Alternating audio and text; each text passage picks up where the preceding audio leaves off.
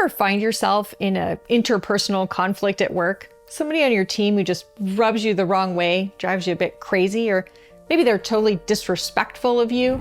Hi, I'm Dr. Leanne Davey, and I'm here to help you with what you can do when you find yourself in an interpersonal conflict at work. In one of my recent videos, I shared the steps you can take if you're in a conflict at work that's about an issue or about the right course of action. Well, that's a really different situation than if it's not so much the issue or what they want to do or what the plans are. It's more just that they make you crazy. In that case, there are a few things that you can do that will help you, if not get to the situation where you want to go out for drinks after work together, at least get to the point where you're civil and you respect each other enough to do your job well. Well, first step is to make sure anytime you're talking about that person that you're really careful to be incredibly objective. Usually that means not using any adjectives, which is a way we often express our judgment of people. Let's do a real example. If you're thinking, he was so rude in that meeting, going back to someone and saying, you are so rude, or even thinking about and judging them in your own head as rude is really going to be hard on your relationship. It's hard to get to the other side of an interpersonal conflict if you're labeling somebody as rude. So what you want to do in that case is say, what's making me think that he's rude? What's the objective real behavior, either something he said or something he did, that's making me interpret that as rude? It may be something like, he stuck up his hand as I was talking. Yep, that counts. That's totally rude. Maybe it wasn't that at all. Maybe it was, didn't even show up for your presentation.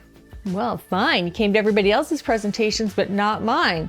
When you are able to objectively share somebody else's behavior, you're much less likely to really cause this sort of escalation of the conflict. And instead, you're likely to be able to find out, maybe the person didn't come to your presentation because he got called into some emergency. When you get back to your inbox, there was a message saying, I'd love to get caught up. You don't know, right? So when we interpret someone's behavior in a certain way and we share with them our interpretation, we normally get it wrong. So speak really objectively. Next piece, you can actually share what you see as the implications of somebody's behavior. Let's take a completely different example. Say you're just presenting, very first presentation of a big new idea. Your slides, you threw them together because it was really just about getting some input, and you're 2 minutes into the presentation when Sally goes, there's a typo.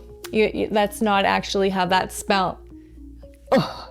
So what you want to do is, again, make sure you're objective. Step one applies everywhere. But you can also then talk about the implications. So you could say something like, when you share information about spelling mistakes or you suggest edits, when I'm in my first presentation, I get taken off course and I don't get to focus on the ideas, and I'm worried I'm going to miss your input on, the why and the what questions.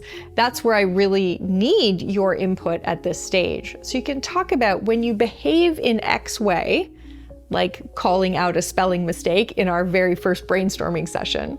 The implication is it takes me off track, I lose my focus, and I miss the opportunity to hear your thoughts on the bigger issues. So that's how you share implications of something. Another thing you can do, and this takes a little bit of vulnerability, but if you actually want to get your relationship in a better place, it can be super useful, which is to share with the person how you're interpreting their behavior. Because often it's not that the other person is mean or annoying on purpose, it's that the story you're telling yourself paints them as the enemy in the situation. So for example, maybe you're doing something in the team meeting, giving your update, and your manager keeps jumping in like over and over and over 5 times in your 10-minute presentation. Instead of you getting to answer the question, your manager jumps in and answers it. It's a great place to share privately later. You could say something like, when you answer the question that was posed of me during my section, I feel like you don't have confidence in me, and then I'm worried that the team doesn't have confidence in me either.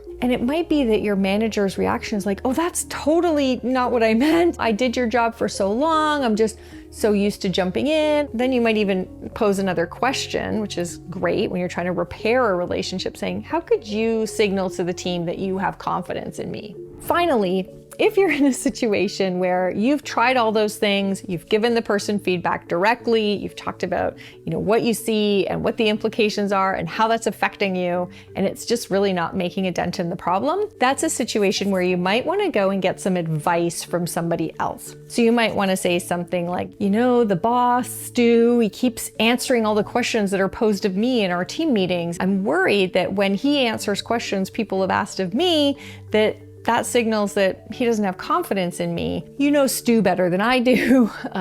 First of all, what do you think? How would you interpret that behavior? So when you go asking for advice, particularly if it's about your manager, make sure you're not complaining or gossiping, but talk about how you're experiencing their behavior, what you're worried about. And maybe the person says, oh, everybody knows Stu. They know he just is so excited. I don't think there's any issue on the team. Or they might say, yeah, I survived that with Stu. Takes a while before, he has the confidence to let you go. Try this. The final thing that's important to say is I often hear people who are embroiled in a really unpleasant interpersonal conflict on their team. They tell me that, she makes me crazy. He makes me so upset. And what I hear is all sorts of blaming other people for how you feel. Ultimately, nobody can make you feel any way. There is something in that process that is about how you interpreted their behavior, and it's the story you're telling yourself that's what's getting in the way. So just remembering, nobody else can make you feel anything. That's your own reaction, and the more you're aware of it and you can label it, probably you can free yourself from that. Here's my final bonus tip. This is only for situations where things have really gotten bad, but if it has really gotten bad, I use the line, if you can't make a dent in the problem, reduce the dent that it makes in you. And under that heading, I say, if you need to have a few lines that person uses or things the person does, like, shoot you with the air guns or whatever it is, interrupt you in a meeting, have yourself a little coffee card that you can punch every time they do it, and have a buddy. The deal is, if you punch that card 5 times or 10 times or whatever it is, that then you go for a coffee with your buddy to vent. I find what's interesting about using that technique, if there's somebody you're finding is really draining you, all of a sudden that changes the power dynamic. And where this might have driven you crazy before, now you're like, point on the card. And just something about that completely changes how we think about the situation. Now it's not annoying anymore. Now it's like 1/10 of the way to a free macchiato.